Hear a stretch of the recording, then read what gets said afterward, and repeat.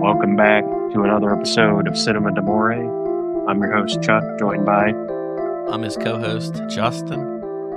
This week we're getting out of South Korea, moving a little Really further south. away. Yeah. moving on down the line in Asia, going to Japan for Empire of Passion. Do you know how this connects? You have a wild guess? I feel like this is another case. I feel like this, going from City of Violence to Decision to Leave to this, the same way, there's like a lot of things that very much overlap. I mean, the relation aspect that's tied to murder, but that's general. There's also the connection between the fact that there is the murder. I mean, yeah, I guess, yeah, you could just say that. It's, I mean, more specifically, it was, the wife that murders her husband and then has to cover it up. And she doesn't do a great job. I mean, they go for a good while. I feel like, this was back in the 1800s, I think, is the general time setting when people could disappear for 3 years without anyone really making that big of a deal about it. I don't even know if they would make a big deal about it. I feel even then there has to be a cop that says, I mean, don't have time for this. This movie doesn't give you all the details of everything. It starts out, woman murders her husband with her lover.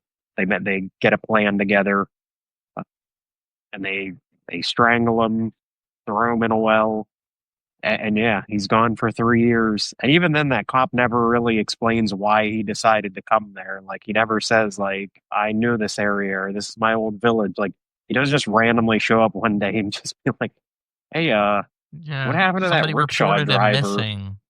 It's very vague. I guess I guess the implication is that the daughter must have said something. He never says that in the movie, but I guess that has to be where it comes from, is that the daughter must have said something, because she says that she has dreams of her dad being dead, and she's always questioning the mother on, like, how come she never brings up her dad and never tells her where he's at. It's always just, I don't know, he's working in Tokyo, but never says, like, what he does, or he never explains how he never sends them any money. He's never come back.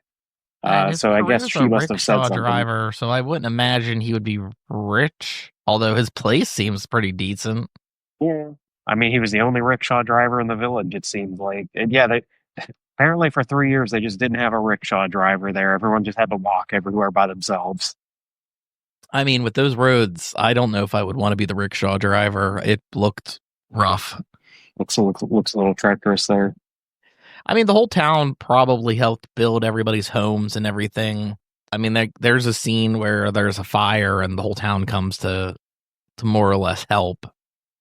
So, like, the whole town's like, yeah, we're all the firefighters. We are building each other's homes. It's just this big communal space. I don't even remember. I feel like it doesn't say where it is. It's just like a small town in Japan. It's just like a small village in Japan, yeah. It's not Tokyo. That's the only thing we know for sure, because Tokyo's the only place they mention specifically. I think they mention, like, what mountain they're on at some point in the movie. That would probably, if you're knowledgeable on Japanese geography, that would probably narrow down where this has happened. Yeah, I don't think they actually say the village that they're at. They just say the mountain that they're. I mean, and it's quite possible that the names have changed. I mean, I don't think Tokyo was. That's always a possibility. Wait, it was 1895. Okay, well, that makes it was there then. It seems like this would be much further back because they're still pretty, behind in obviously modern technology, but they're just on the cusp. I mean, I think it's just because they're in rural towns, that they don't have anything. But yeah, this is an interesting way they play this too. I feel like this almost rarely ever happens where the husband is not a bad guy. Almost every single one of these movies, when it's obviously in our last movie that we talked about, it's that the husbands are terrible people and they deserve to die, and you're, like, glad when they're dead. It's like the exact opposite. Like, we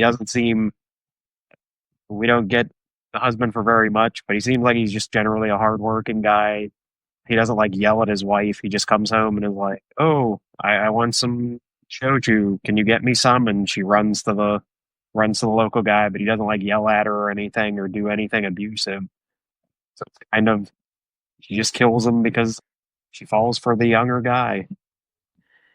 I mean, the setup's a little bit weird. I feel like, I mean, I wasn't watching the time, but the murder is maybe 20, 30 minutes into the movie. And the beginning of it is kind of like how this relationship starts, where the husband even says, "Hey, this younger guy seems to be interested in you. I think it's more than just being friendly." And she seems oblivious to that. And at first, when he's bringing it up, but then when the guy does stop over and they're having a conversation, she's like, "Oh shit, it's real." And it's feels like rape. It feels like a rape scene. A little bit. She's pretty much saying, "No, don't. I'm a married woman and get off of me." And, it happens anyways. So I would classify that as rape. But then the guy's like, if we're going to keep this up, we're going to have to murder your husband. Yeah, And she gotta just get him kind of out of the goes way. along with it. She doesn't really seem to hate her husband either. It's just sort of, you're right. He's going to have to go. But yeah, I guess I said to you too when I was after I watched the movie, I wasn't expecting such an erotic movie from you. It's a great movie. It's this and the director Oshima, his previous film In the Realm of Senses, is even more I've seen In the more. Realm of Senses. I've actually seen a couple of his movies, but I can't remember what they are off the top of my head. I hadn't seen this one. Those are his two main ones. I think this and In the Realm of Like Senses. like road. I know in the I think the French release or the European release, they like tried to make this. It's not like not a sequel, but they made it seem like because I think they retitled it as like In the Realm Of of Passion course. or something like that. So it puts them together as two movies, which I mean they have similar plot lines in them. They're both about erotic death, uh, but this one's obviously much more of a. It is pretty much a straight up ghost story for the runtime. Yeah, the husband gets killed very early in the film, and then the remaining hour and 20 minutes is them being haunted by his dead spirit the entire time, and then Yeah. the whole village being haunted by his ghost. Uh, I he think that shows up. that is really funny to me. It almost makes me think of the short story from New York Stories that Woody Allen does, where like his mom disappears and then she's Yeah, in the sky she's like just in the talking to sky yelling everybody. at him all day. Yeah, Yeah, and like really getting to know like everybody in the entire city. That's what reminds me of, because like there's one scene where they're picking food or something, some sort of I don't know. It looks like grass. I have no idea. I I don't know guess my so. agriculture. Wheat. So they're picking the wheat, and they're having it's just like these three women, and they're having a conversation like that goddamn ghost. They're like, I know, I saw the ghost too. And I was like, I really like this scene of just the village complaining about the ghost. Like, did you see the? Yeah, she clearly killed him. He's in a well or something. We got to figure out which well what well that he was put in. Yeah, and then even like, yeah, they dispose the body. It's winter when they dispose the body. I really love the shot of the well. I don't know. It just looked atmospheric and cool. And Yeah, then it's always foggy around it. yeah, then they start dropping the leaves, and I kind of do like the idea of the leaves of, eventually they're going to be buried more or less. I mean, I don't think everyone would be able to smell that there was something dying or dead around the area. But apparently there's a lot of wells, so they're not really sure how to pinpoint exactly which well. And they're like, I do like some of the villagers where the one guy is like checking out the well, and the lover's like watching, and he's like, "Hey, have you been the one telling people that rumor about the well? About me dropping a body down a well? And the guy's like, no. What does he say? Like, he pressures him a little bit. He's like, well, did you tell the cops about it? And he's like, yeah. And he just like starts to strangle him. And then the scene like just cuts, which kind of makes it more comical. I felt. But yeah, he does. The dude just keeps showing up, the ghost, and he's miserable. It's sort Yeah, of like, sometimes he just wants some food. That's got to be like the at one point he just goes back to doing his job. He's just driving the rickshaw and picks up his wife. He's like, don't you want to ride? It's a long way back home." And then but mm-hmm, then just goes everywhere else other than taking her home. Yeah. Yeah, I feel mm-hmm. like they don't do a good job of hiding their affair. There's like multiple times they're like, we can't be seen together, but they seem like they're just in broad daylight in like the middle of town, like where anybody could see them, and they'll be there for like 5 minutes, being like, we can't be seen like this. And it's also a small town too, so I feel like they would have a hard time hiding it. So I don't think they're necessarily bad at hiding it. It's just sort of like, how the fuck could you? It gets to the point where like the dude probably like generally walks in that direction. And they're like, what the fuck's going on? He's clearly going over to her house. But yeah, they know the detective's looking in the well and the guy's tipping off people to the well, they're like, we're gonna have to fucking move this body. And they go down in the well and it's like, I don't I don't know, the leave. Sand, mud. Yeah, and there's one shot that like it did make me laugh, which I would still say overall everything in this movie looks really good. But one of the first like things of mud that the guy throws, like I don't understand where they're even trying. It's like soup, like chunky soup. So whenever they have a shovel or whatever, but when they're digging, they're like not really throwing it anywhere. It's like counterproductive of them even being able to dig. But the very first chunk of crap that the guy throws, he throws it into the wall, and it's like like a paper mache wall. The whole wall like moves, but they kept it. I don't know why. They were just sort of like, it's the best take Because that that we was have. expensive, man. That was expensive. They couldn't rebuild that and fix it. It didn't look broken. It just looked like, like that scene in Batman Returns where Penguin like bumps the tombstone and it like moves way too much. Looks real, looks realistic. The painters and everybody did a really good job, but yeah.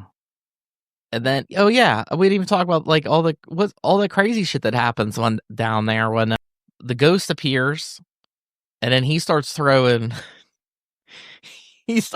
shit down the well. I'm assuming it's weed again. I don't fucking know what he's got.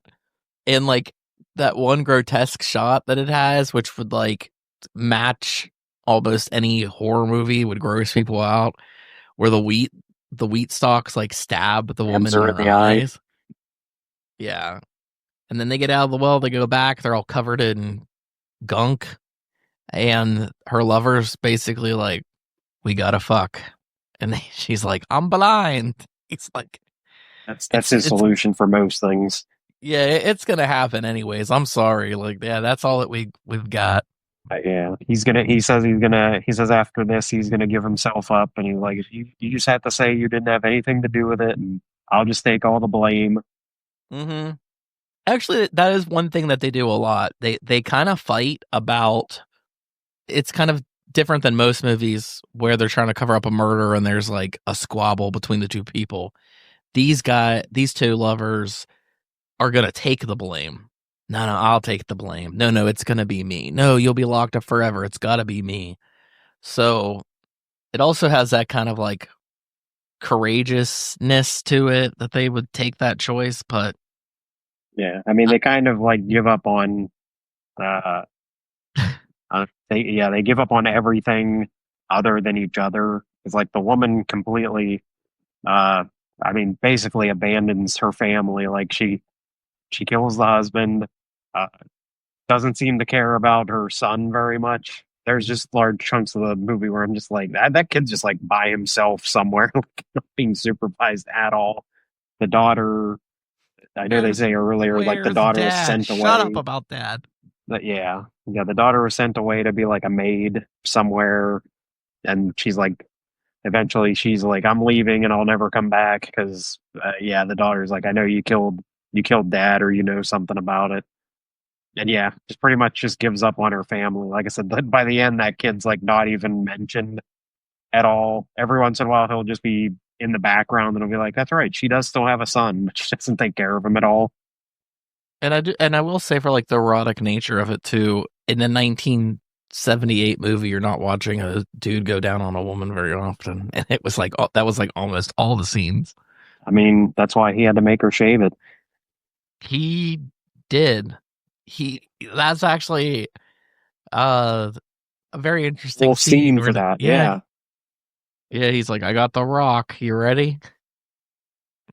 And then when they're trying to get their confessions, when they've more I'll call it arrested them, it does also remind me a little bit of Decision to Leave, when that like comical scene that you said where they climbed up the mountain and the guy was just dangling there. I didn't expect them to be dangling from ropes where they were being like Hanging from a tree like were being pinatas. beat with sticks and stuff to like confess. I mean, it does.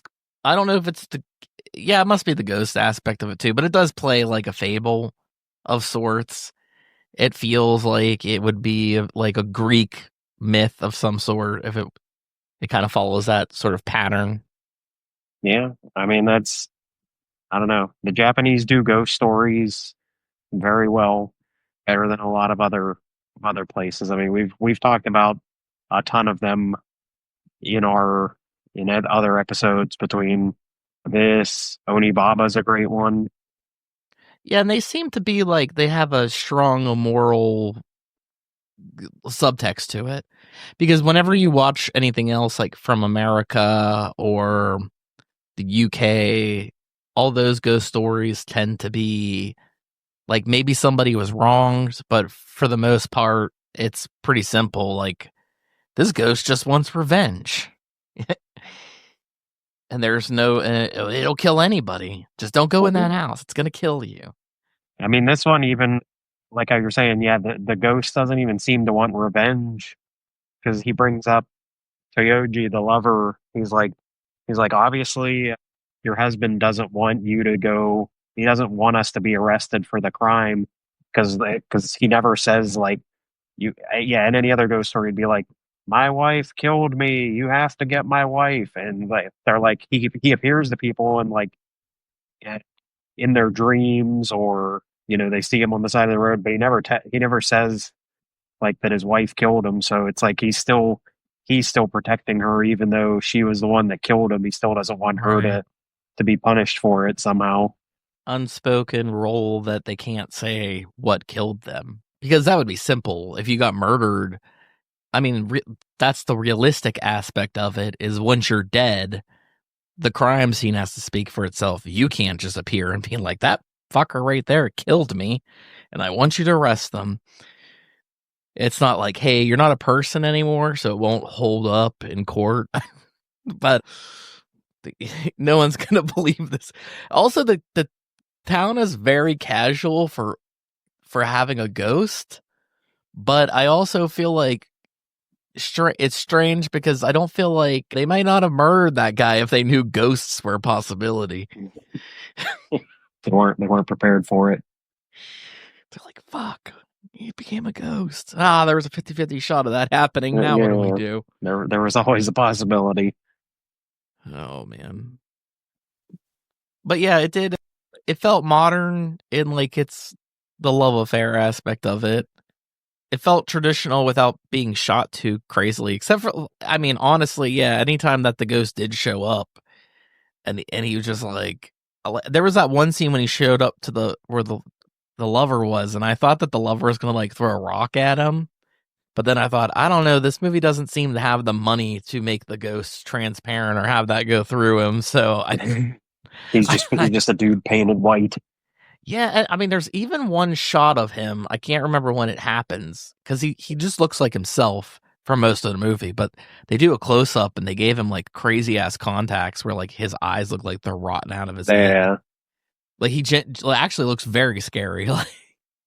So that they must have had an expert for makeup with eyes. Like whoever the hell was doing the contact, somebody had access to some contact lenses, and they're like, shit, yeah. Yeah, that's like the only time the movie gets bloody too. It's not like a gory movie or anything, but then his face like turns into like a faceless mask, and she smashes the bottle over his head, and then there's just blood starts going everywhere. Yeah. And she wakes up in her house, and there's just glass. She's all cut up on the glass, and then the daughter steps on it, and everyone just starts bleeding everywhere. Yeah, I also do like some of the like where the town comes together. I don't know what the hell it is. It's like a restaurant of some sort or a hangout spot, and they're all drinking their sake, and the dude comes in with his damn like I don't know 60-gallon jug, and the woman's just like keeps pouring like little tiny 6-ounce things of Yeah, sake in his bottle. I'm like, you are never gonna fill that up. And then they had like I don't know the village idiot character, the character that was like had mental issues. yeah. His Uh, brother, yeah. It's just unexplained. It's just like his brother is just his brother's just crazy. I mean there is that one shot too where don't they like discover a body? He discovers a body or something, Yeah. and he's screaming, and the whole town's following. I'm like, they're taking him very seriously. They're like, he's gonna show us something. We better follow him. And they all go out there, and that body's there. Oh yeah, it's the dude that he choked out. So Yeah. That he's like trying to like frame him for the murder. yeah. Yeah, everything about this movie is very serious other than the cop, which I don't know why that just always stands out to me. The cop is like comic relief in pretty much like every scene he's in somehow. Like he's always his sword always like hangs too loose, so it's always like smacking him in the back of the leg, and it seems like it's annoying him. Then he's like doing his stakeout where he's under her house getting bit by mosquitoes under there the entire time, and then Oh yeah, the like under the house smacks his head crawl on the space is good. smacks his head on like the floorboards. And they're like, who's there? Somebody's hanging out here. Yeah, that was funny when he goes underneath their house. The crawl space is huge. Like it's like half the size of their ceiling. Like how tall their ceiling is, it's like half of that.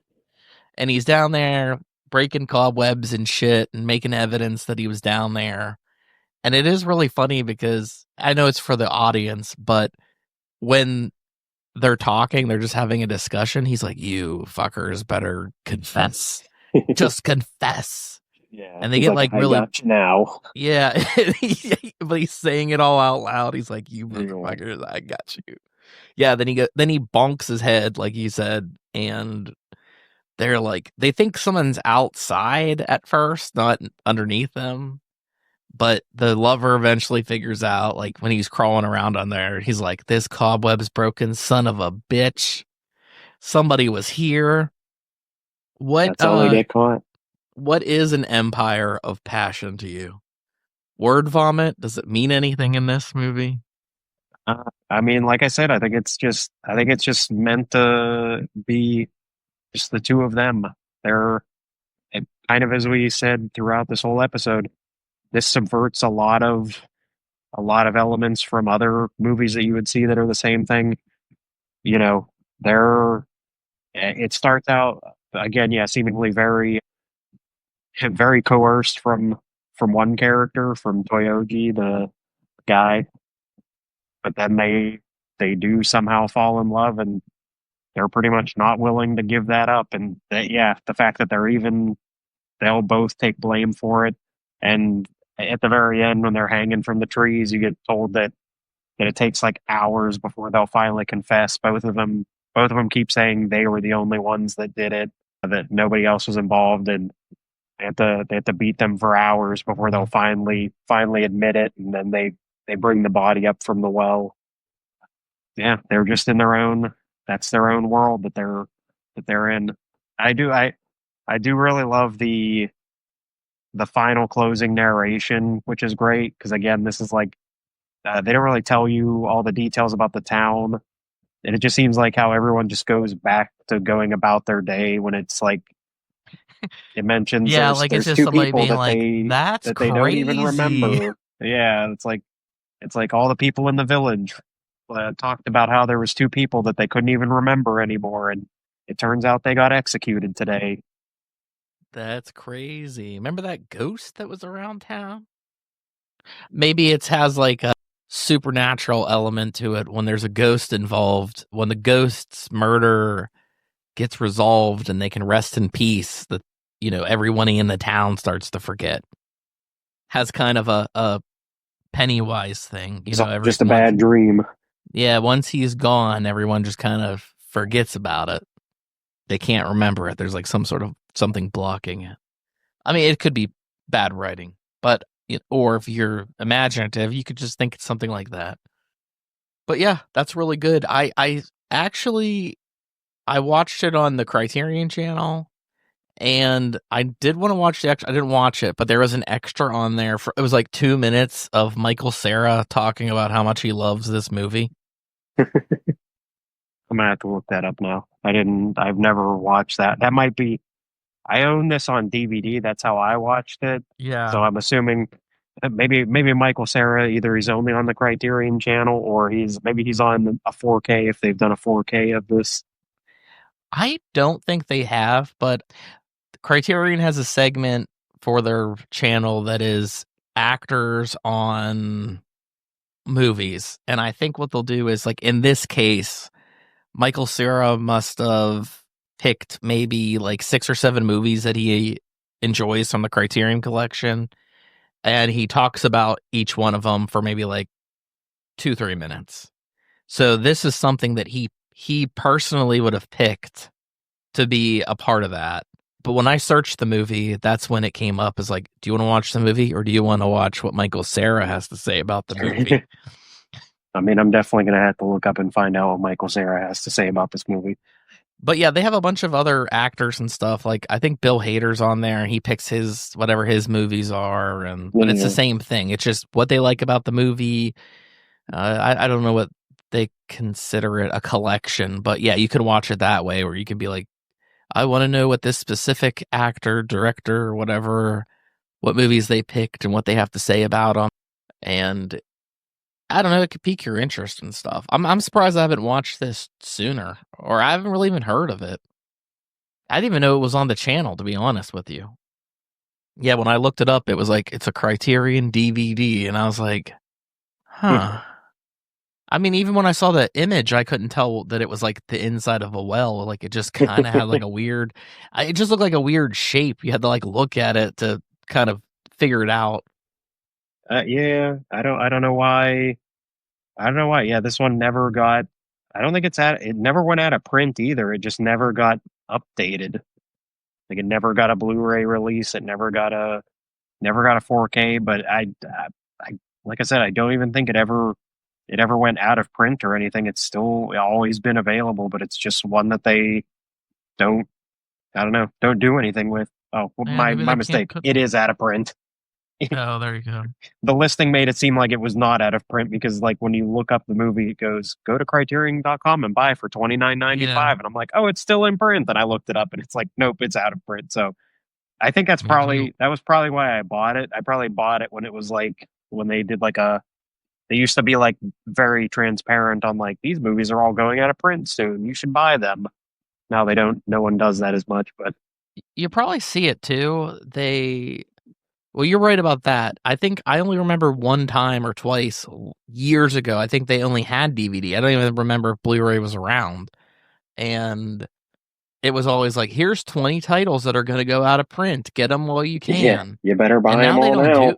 Then they stopped doing that. Like some early, there's a couple Blu-rays I have where like the Third Man, where it just fucking went out of. It came out and a month later it was out of print. I'm like, what the hell happened? That they didn't announce it or anything. It was just so random. Like, did they get a cease and desist? Like, you can't actually have this movie. And they're like, oh fuck.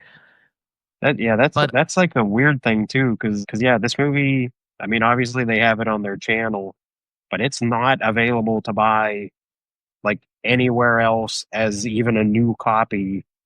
like anywhere. Like it's just not a release. So it went out of print at some point and then has just never been released No again Kino for anything. forward. No, there's nothing.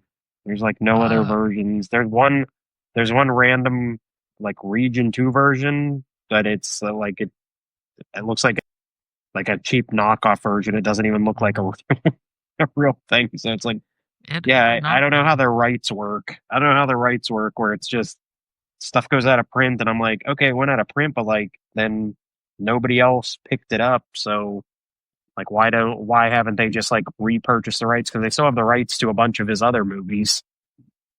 Or they did purchase it. They're working on something. Yeah, I mean, for all I know, yeah, maybe it'll be they only update like one or two new movies to 4K or something It's like every three month or movies something now. like that. So You get the new yeah, who knows? It releases, and could. there's really like 3 new releases and 3 things that they upgraded. But they did say today, well, the day that we're recording this, the Eclipse series that they had that was only DVDs, and I don't think they have a lot of features. Maybe they can't make that shit up. They don't have anything. They said they're bringing the Eclipse series back, and they're upgrading them so they'll be Blu-ray releases. So I mean, that'll actually be kind of nice for some of the more obscure things. So maybe it winds up on something like that. I don't know how it works once they release. I don't even know if an Eclipse thing made it to the main Criterion collection or vice versa. I mean, usually what they'll do is once they get a couple releases from a director, they release some sort of bigger set with them all together. But thankfully, they're not assholes about it, and it's like not the only way you can do it. Like they have that Wes Anderson set coming out, which adds the French Dispatch and Isle of Dogs.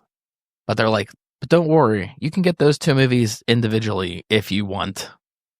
We are not fucking you over. Not this But time, yeah, at least. a lot of cool shit on the Criterion channel. Get some recommendations from Michael Cera. Yeah. Maybe, who knows? Maybe if Michael Cera brought it up, maybe that's what's going to get that 4K or Blu-ray release. You know, Maybe if they're like, oh God, Michael Cera wants this movie, we probably should make it happen. I didn't foresee our conversation even going to Michael Cera, but had I would have probably looked it up to be like, what are the other movies that he's pitching, like his must sees. I wonder if I could quickly look it up. I think it should be a part of the episode if I can find it. Let me see here. I'll either cut out all my typing or not. This is his closet of adventures and movie going. Okay, I got the list. High and Low, Akira Kurosawa, A Married Couple, Alan King, Scenes from a Marriage, Ingmar Bergman, Fox and His Friends, Fassbender, Empire of Passion, The Green Ray, Romer, Where is the Friend's House? I should know this name. Kiarostami, and The Castle by Haneke. That's the Michael Cera picks. I do like, though, when he was in the closet, he grabbed the Tati set and Wall-E. He's like, hell yeah, Wall-E. But there you go. All right, sir. I think I know what my movie is, but I will tell you after the episode. You gotta tell me after. All right. Do you have anything else that you'd like to add? I think we covered it all. A good movie. You gotta watch it. It is a good movie. Criterion Channel. Check it out. Yeah. It'll probably be like taken off by the time this episode Yeah, comes out. immediately. They're like, we're still paying for that? Get rid of it. I mean, they do have random things on there where it's like a 3-month window you have before it leaves. And they do a good job of telling you when things are going to leave.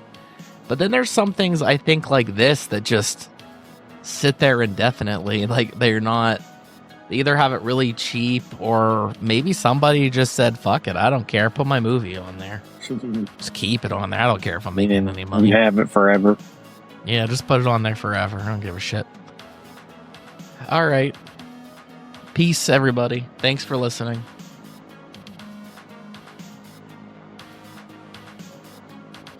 We are Cinema d'Amore. Follow us on Facebook and Twitter to stay up to date with news and information on upcoming episodes.